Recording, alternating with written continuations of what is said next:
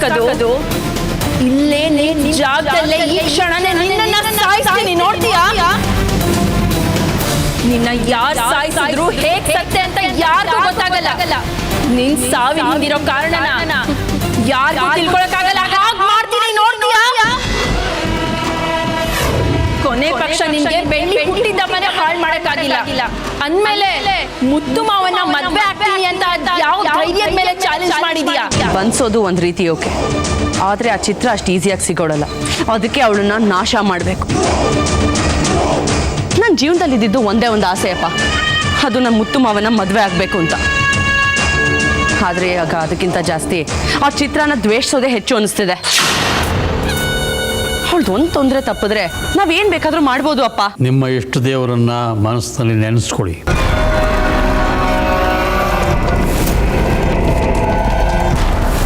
ಇಬ್ಬರು ಕೈಗಳನ್ನು ಮುಂದೆ ಮಾಡಿ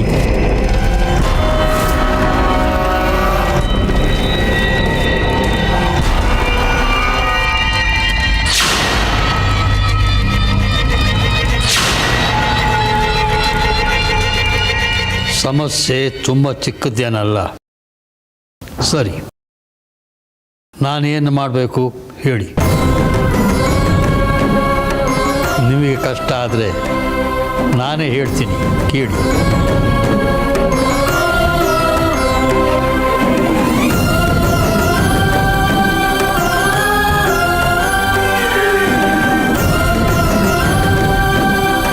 ಈಕೆ ಮದುವೆ ಆಗಬೇಕು ಅಂತಿರೋ ಹುಡುಗನ ಮೊದಲನೇ ಹೆಂಡತಿಯಿಂದ ಹಿಂಸೆ ಅನುಭವಿಸ್ತಾ ಇದ್ದೀರಾ.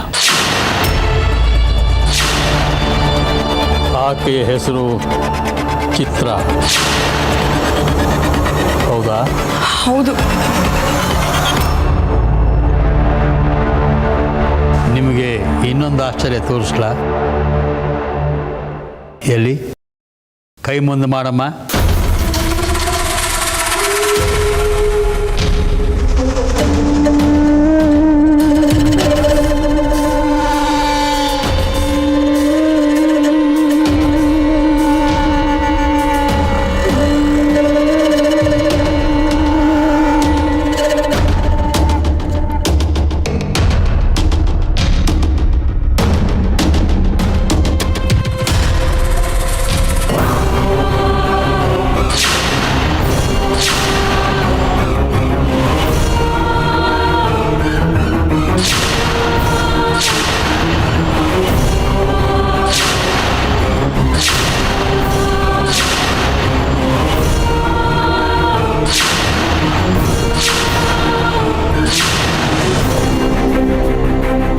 ಈಕೆನೇ ಅಲ್ವಾ ಚಿತ್ರ? ಜಗತ್ತು ಹೀಗೆ ದ್ವೇಷದ ಮೇಲೆ ನಡೀತಾ ಇರೋದ್ರಿಂದ ಸಾವು ನೋವು ಹೆಚ್ಚಾಗ್ತಾ ಇದೆ. ಈಗ ಚಿತ್ರಗೆ ನಿಮ್ಮನ್ನು ಸಾಯಿಸೋ ಉದ್ದೇಶ ಇಲ್ಲ, ಆದರೆ ತೊಂದರೆ ಕೊಡೋ ಉದ್ದೇಶ ಖಂಡಿತ ಇದೆ. ವಿಧಿ ಬರಹವನ್ನು ನಾನಲ್ಲ, ಯಾರೇ ಬಂದರೂ ಬದಲಾಯಿಸೋದಕ್ಕೆ ಸಾಧ್ಯವೇ ಇಲ್ಲ. ಅಂದರೆ ನಮ್ಮ ಸಾವಾಗುತ್ತಾ ಸ್ವಾಮಿ? ಆದರೂ ಆಗಬಹುದು, ಹಾಗಂತ ಭಯ ಪಡೋ ಅಗತ್ಯ ಇಲ್ಲ. ನಾನು ಈ ತಿಂಗಳು ತುಂಬ ಕೆಲಸಗಳನ್ನು ಒಪ್ಕೊಂಡಿರೋದ್ರಿಂದ ಮುಂದಿನ ತಿಂಗಳು ಕೊನೆಯಲ್ಲಿ ನಿಮ್ಮ ಸಮಸ್ಯೆಗಳನ್ನು ಬಗೆಹರಿಸ್ತೀನಿ. ಅಯ್ಯೋ, ದಯವಿಟ್ಟು ಹಾಗೆ ಹೇಳ್ಬೇಡಿ ಸ್ವಾಮಿಗಳೇ. ನಮಗೆ ಎಷ್ಟು ಹಿಂಸೆ ಆಗ್ತಿದೆ ಅಂತ ನಿಮಗೆ ಗೊತ್ತಿದೆ. ಆ ಮನೇಲಿ ಒಂದು ಕ್ಷಣನೂ ಕಣ್ಮುಚ್ಚಕ್ಕಾಗ್ತಿಲ್ಲ. ನಮಗೆ ಸಾವೇ ಎದುರಿಗೆ ಬಂದು ನಿಂತಂಗೆ ಅನಿಸ್ತಿದೆ. ನೀವೇನಾದರೂ ಬರಲಿಲ್ಲ ಅಂದರೆ ಯಾರಾದ್ರೊಬ್ರು ಸಾಯೋದಂತೂ ಖಂಡಿತ. ಏನು ಮಾಡೋದು? ನೀವು ಬಂದೇ ಬರ್ತೀರಾ ಅಂತ ನಾವು ಮದುವೆ ಡೇಟ್ ಕೂಡ ಫಿಕ್ಸ್ ಮಾಡಾಗಿದೆ ಸ್ವಾಮಿಗಳೇ. ದಯವಿಟ್ಟು ದೊಡ್ಡ ಮನ್ಸು ಮಾಡಿ ಇದೊಂದು ಉಪಕಾರ ಮಾಡಿಕೊಡಿ. ನಾವು ಜನ್ಮ ಪೂರ್ತಿ ಮರೆಯಲ್ಲ. ಒಂದು ನಿಮಿಷ.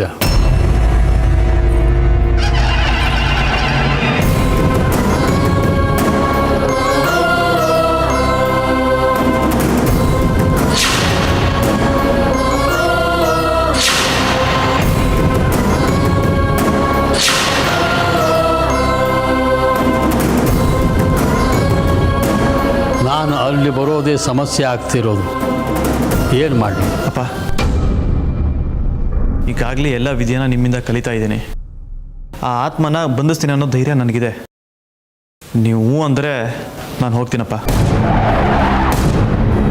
ನಾನೇನಾದ್ರು ತಪ್ಪಾಗಿ ಕೇಳಿದರೆ ಕ್ಷಮಿಸಿಯಪ್ಪ. ನೀನು ಹೇಳ್ತಿರೋದ್ರಲ್ಲಿ ತಪ್ಪೇನೂ ಇಲ್ಲ.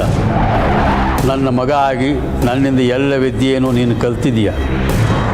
ಈ ಕೆಲಸ ನಿನ್ನಿಂದ ಖಂಡಿತ ಆಗುತ್ತೆ ಅಂತ ಅನ್ನೋ ಭರವಸೆ ನನಗೂ ಇದೆ.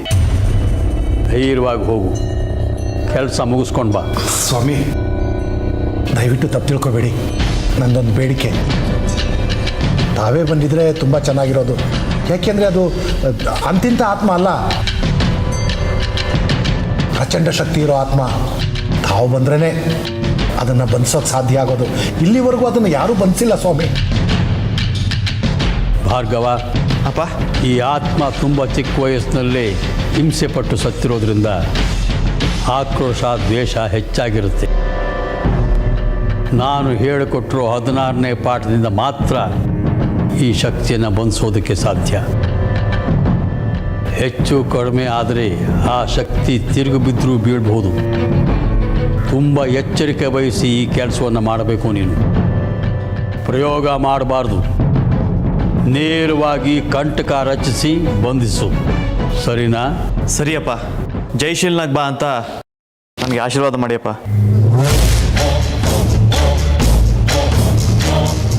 ನನ್ನ ಆಶೀರ್ವಾದ ಯಾವಾಗಲೂ ನಿನ್ನ ಜೊತೆಲಿ ಇರುತ್ತೆ. ಗೆದ್ದು ಬಾ. ನೀವಿನ್ನು ಹೊರಡಿ, ನಾನು ನಿಮಗೆ ಫೋನ್ ಮಾಡಿ ಎಲ್ಲ ತಿಳಿಸ್ತೀನಿ. ಸರಿ ಸ್ವಾಮಿ, ನಾವಿನ್ನು ಬರ್ತೀವಿ. ದೇವರು ಒಳ್ಳೇದು ಮಾಡಿ.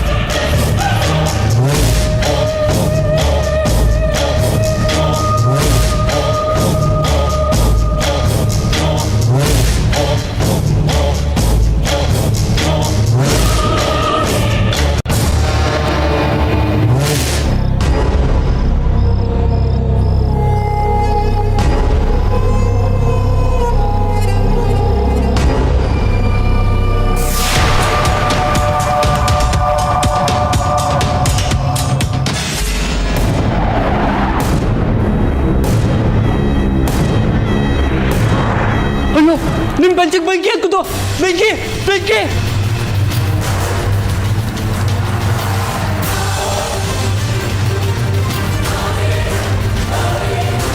ತಗೊಳ್ಳಿ, ಹಾರಿಸ್ಕೊಳ್ಳಿ.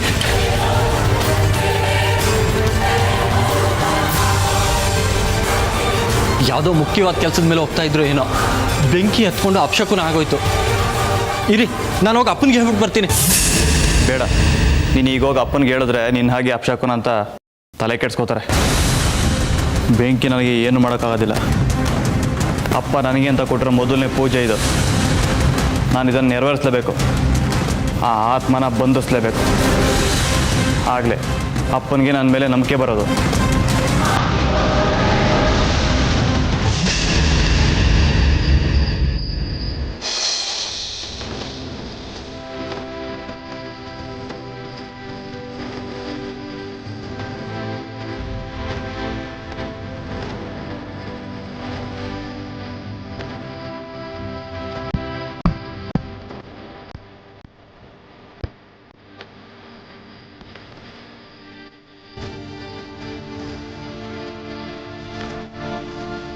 ಈ ಚೈನ್ನ ನಾನು ಸಾಯೋವರೆಗೂ ಏನು ಆಗಬೇರೋ ಅಂತ ಕಾಪಾಡ್ಕೊಳ್ತೀನಿ.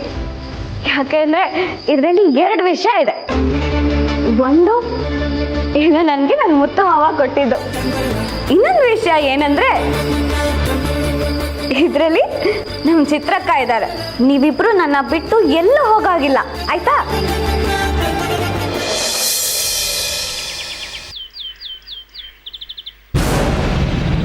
ಅಣ್ಣ, ಹುಡುಗಿ ಬತ್ತೋಳೋಣ.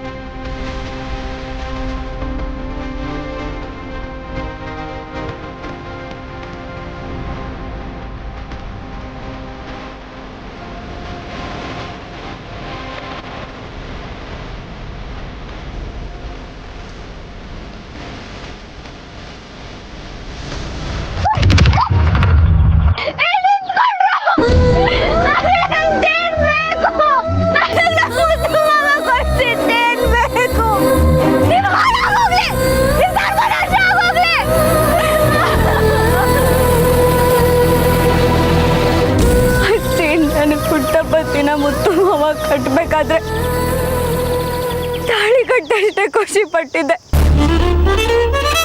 ಅದನ್ನು ನಾನು ಸಂತೋಷವಾಗಿ ಇಟ್ಕೊಳಕ್ ಬಿಡ್ಲಿಲ್ಲ. ತಾಯಿ ಚಾಮುಂಡಿ, ನಾನು ನಿನ್ನೆ ನಂಬಿದ್ದೀನಿ. ಹೇಗಾದ್ರೂ ಮಾಡಿ ಆ ಚೈನ್ ನನಗೆ ವಾಪಸ್ ಸಿಗೋ ಮಾಡು. ನನಗೆ ಆ ಚೈನ್ ಬೇಕು. ಹಾ ಸಂಜೆ ಬರ್ತೀನಕ್ಕ ಊರಿಗೆ. ಸರಿ ಅಣ್ಣ ಅಣ್ಣ ಅಣ್ಣ, ಒಂದೇ ಒಂದು ನಿಮಿಷ ಫೋನ್ ಕೊಡಿ ಅಣ್ಣ, ಅರ್ಜೆಂಟಾಗಿ ಒಂದು ಫೋನ್ ಮಾಡ್ಕೊಡ್ತೀನಿ. ಅಷ್ಟೇ ತಾನೇ, ತಗೊಳಮ್ಮ.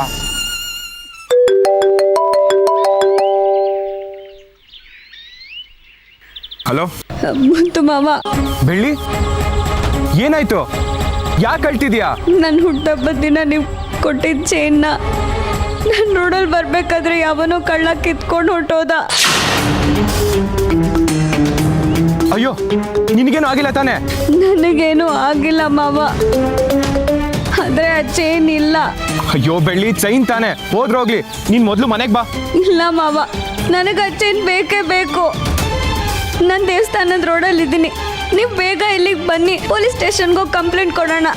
ಬೆಳ್ಳಿ, ಹೇಳೋದನ್ನ ಅರ್ಥ ಮಾಡ್ಕೋ. ಪೊಲೀಸು ಕೇಸಲ್ಲಿ ಆಮೇಲೆ ನೋಡ್ಕೊಳ್ಳೋಣ. ನಿನಗೇನು ಆಗಿಲ್ವಲ್ಲ, ಅದೇ ದೊಡ್ಡ ವಿಷಯ. ಮೊದಲು ಮನೆಗೆ ಹೋಗು, ನೀನು ಹಠ ಮಾಡಬೇಡ. ಇಲ್ಲ ಮಾವ, ನನಗೆ ಆ ಚೈನ್ ಬೇಕೇ ಬೇಕು. ಬೆಳ್ಳಿ, ಹೇಳೋದನ್ನ ಅರ್ಥ ಮಾಡ್ಕೋ. ದಿನಕ್ಕೆ ಸಾವಿರಾರು ಚೈನ್ಗಳು ಕಳ್ದಾಗುತ್ತೆ, ಎಲ್ಲನೂ ಹುಡ್ಕಾಗತ್ತಾ? ಚೈನ್ ವಿಷಯ ಬಿಟ್ಟು ಮೊದಲು ಮನೆಗೆ ಬಾ. ಹಲೋ ಹಲೋ ಮುತ್ತು ಮಾವ. ಬೆಳ್ಳಿ, ಫೋನ್ ಕೊಡು, ನಮ್ಮ ಅಕ್ಕನ ಮನೆಗೆ ಹೋಗಕ್ಕೆ ಲೇಟ್ ಆಗ್ತಿದೆ. ತುಂಬಾ ಥ್ಯಾಂಕ್ಸ್ ಅಣ್ಣ. ಏನಾದ್ರೂ ಒಂದು ಮಾಡ್ಕೋತಾಳೆ. ಅಯ್ಯೋ ದೇವ್ರೆ, ಏನಿಲ್ದೆ ನಾನು ಹೇಗೆ ಮನೆಗೆ ಹೋಗ್ಲಿ? ಪರವಾಗಿಲ್ಲ, ಮುತ್ತು ಮಾವ ನಿಧಾನಕ್ಕೆ ಬರಲಿ. ಅಷ್ಟರಲ್ಲಿ ನಾನು ಸ್ಟೇಷನ್ಗೆ ಹೋಗಿ ಎಲ್ಲ ವಿಷಯ ಹೇಳ್ತೀನಿ. ಅವ್ರು ಹೇಗಾದರೂ ಮಾಡಿ ಚೈನ್ ಕೊಡಿಸ್ತಾರೆ. ಯಾವುದೇ ಕಾರಣಕ್ಕೂ ಚೈನ್ ಇಲ್ಲದೆ ನಾನು ಮನೆಗೆ ಹೋಗಲ್ಲ.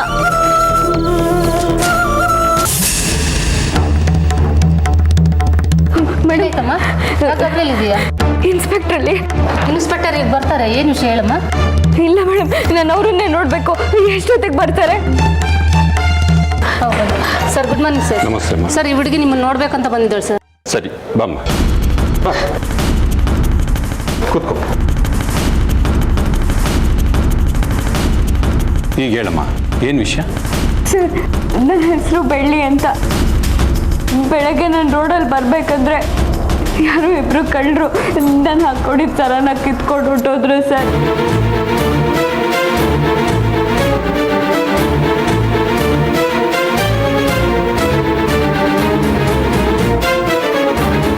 ನಿಮ್ಮ ಕೈ ಏನಮ್ಮ, ಏನಾಯ್ತು?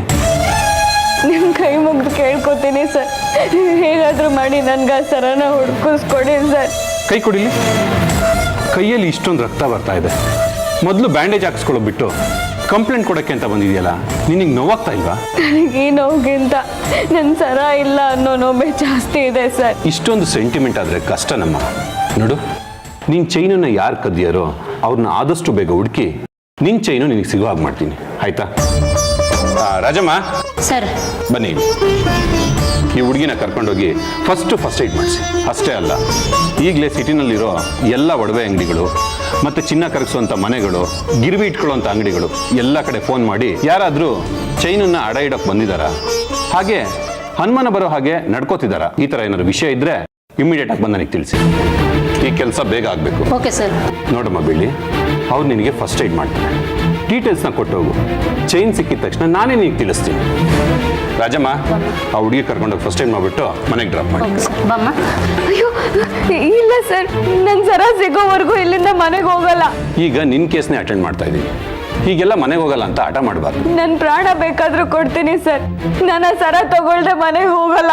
ಮಾಂಗಲ್ಯ ಸರ ಹೋದ್ರೇನೆ ತಲೆ ಕೆಡಿಸ್ಕೊಳ್ದಿರೋ ಈ ಕಾಲದಲ್ಲಿ ಮಾಮೂಲಿ ಚೈನ್ಗೋಸ್ಕರ ಅಳ್ತಾ ಇದೆಯಲ್ಲಮ್ಮ ನೀನು. ಅಯ್ಯೋ, ಅದು ಮಾಮೂಲಿ ಸರ ಅಲ್ಲ ಸರ್. ನನ್ನ ಮುತ್ತು ಮಾವ ನನ್ನ ಹುಟ್ಟಹಬ್ಬಕ್ಕೆ ಅಂತ ಕೊಟ್ಟಿದ್ದ ಚೈನು.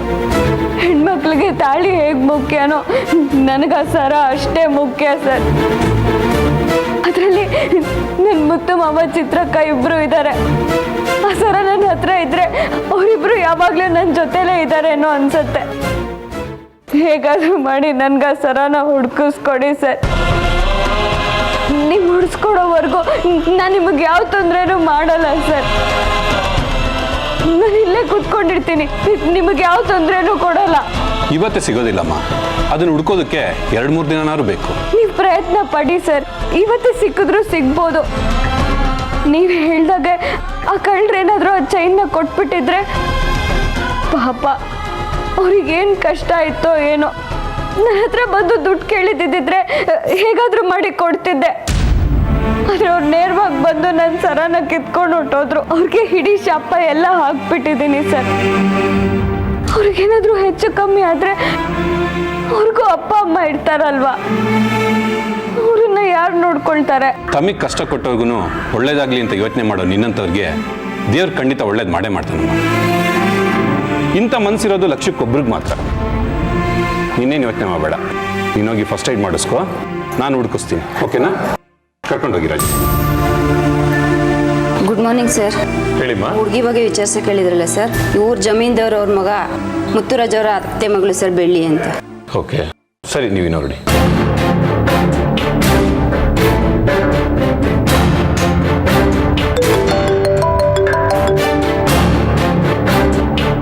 ಹಲೋ, ಮುತ್ತುರಾಜ್ ಅವರ? ಹಾಂ ಹೌದು, ಮುತ್ತನೇ ಮಾತಾಡ್ತಿರೋದು. ನಾನು ಸಿಟಿ ಪೊಲೀಸ್ ಸ್ಟೇಷನಿಂದ ಇನ್ಸ್ಪೆಕ್ಟರ್ ಮಾತಾಡ್ತಾ ಇರೋದು. ನಿಮ್ಮ ಅತ್ತೆ ಮಗಳು ಬೆಳ್ಳಿ ಪೊಲೀಸ್ ಸ್ಟೇಷನ್ಗೆ ಬಂದಿದ್ದಾರೆ. ಬೆಳ್ಳಿ ಸ್ಟೇಷನ್ಗೆ ಬಂದಿದ್ದಾಳ? ಹೌದು, ಅದೇನೋ ಚೈನ್ ಕಳೆದೋಗಿದೆ ಅಂತೇಳಿ ಕಂಪ್ಲೇಂಟ್ ಕೊಡಕ್ಕೆ ಬಂದಿದ್ದಾರೆ. ಅದನ್ನ ಹುಡುಕ್ಬಿಟ್ಟು ಮನೆಗೆ ತಂದು ಕೊಡ್ತೀವಿ ಅಂದ್ರು ಅಲ್ಲಾಡ್ತಾ ಇಲ್ಲ. ಚೈನ್ ಸಿಗೋವರೆಗೂ ನಾನು ಎಲ್ಲೂ ಹೋಗಲ್ಲ ಅಂತೇಳಿ ಹಠ ಹಿಡಿದು ಕೂತಿಯಾಳೆ. ಯಾವುದಕ್ಕೂ ನೀವೊಂದ್ಸಲ ಸ್ಟೇಷನ್ಗೆ ಬಂದರೆ ನಮಗೂ ಅನುಕೂಲ ಆಗುತ್ತೆ. ಸರಿ ಇನ್ಸ್ಪೆಕ್ಟರ್, ನಾನು ಈಗಲೇ ಬರ್ತೀನಿ. ಸರಿಯಾಗಿದೆ.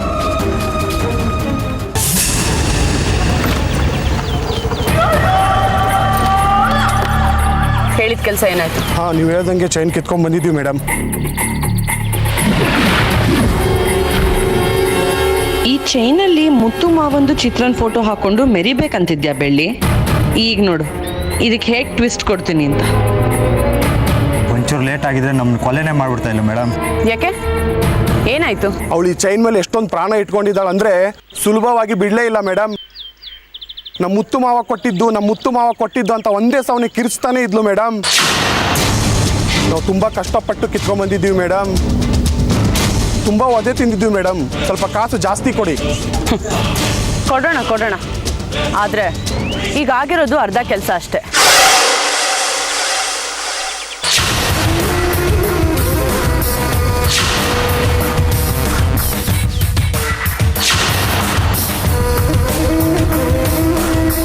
ನಿಮಗಿಲ್ಲಿ ನನಗೆ ಮನೇಲಿ ತುಂಬ ಟಾರ್ಚರ್ ಕೊಟ್ಟಿದ್ದಾಳೆ. ಅಂಥವಳನ್ನ ಸುಮ್ಮನೆ ಬಿಡೋಕ್ಕಾಗತ್ತಾ? ಅದಕ್ಕೆ ಬೆಳ್ಳಿನ ಮುತ್ತು ಮಾವನ ಜೊತೆ ಸೇರಿಸ್ಬೇಕು. ಮುಂದೆ ಏನು ಮಾಡಬೇಕು ಅಂತ ಗೊತ್ತು ತಾನೆ?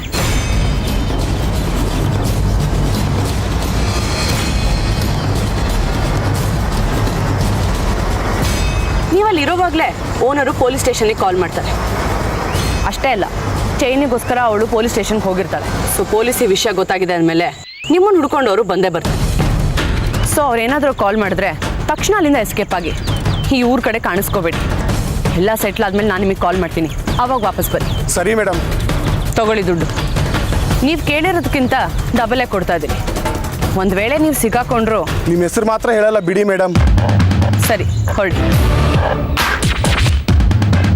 ಬೆಳ್ಳಿ, ಇಷ್ಟು ದಿನ ನಾನೇ ಮುಟ್ಟೋಕ್ಕಾಗದೇ ಇರೋ ಚೈನ್ನ ನೀನು ಕುತ್ತಿಗೆಯಲ್ಲಿ ಹಾಕೊಂಡು ತಿರುಗಾಡಿದ್ರೆ ನಾನು ಸುಮ್ಮನೆ ಇರ್ತೀನ? ಈಗ ನೋಡು, ನಿನಗೋಸ್ಕರ ಒಂದು ಒಳ್ಳೆ ಸಿಚುವೇಶನ್ ತಂದಿಟ್ಟಿದ್ದೀನಿ. ಎಂಜಾಯ್ ಮಾಡಿ.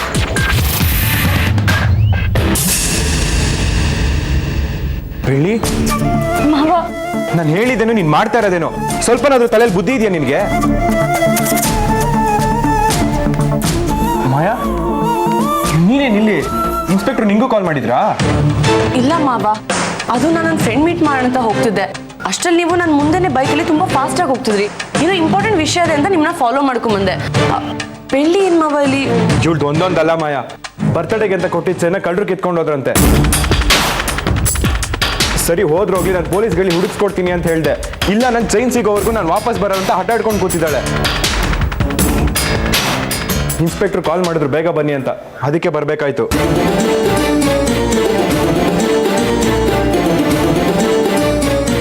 ಏನಿದಲ್ಲ? ಹಾ, ಯಾಕೆ ಇವ್ರಿಗೆಲ್ಲ ತೊಂದರೆ ಕೊಡ್ತಿದ್ಯಾ? ಬೇಕು ಅಂದಿದ್ರೆ ಇನ್ನೊಂದು ಚೈನ್ ಮಾಡಿಸ್ಕೊಡ್ತಿರ್ಲಿಲ್ವಾ? ಬೇರೆ ಸರ ಕೊಡಿಸ್ತೀರಾ ಮಾವ, ಆದ್ರೆ ಅದೇ ಸರ ಸಿಗಲ್ವಲ್ಲ. ನೀವು ಆ ಸರನ ನನಗೋಸ್ಕರ ಅಂತ ಎಷ್ಟು ಪ್ರೀತಿಯಿಂದ ಕೊಡ್ಸಿದ್ರಿ. ನಾನು ಅದನ್ನ ಹೇಗೆ ಕಳ್ಕೊಳ್ಳಿ ಹೇಳಿ?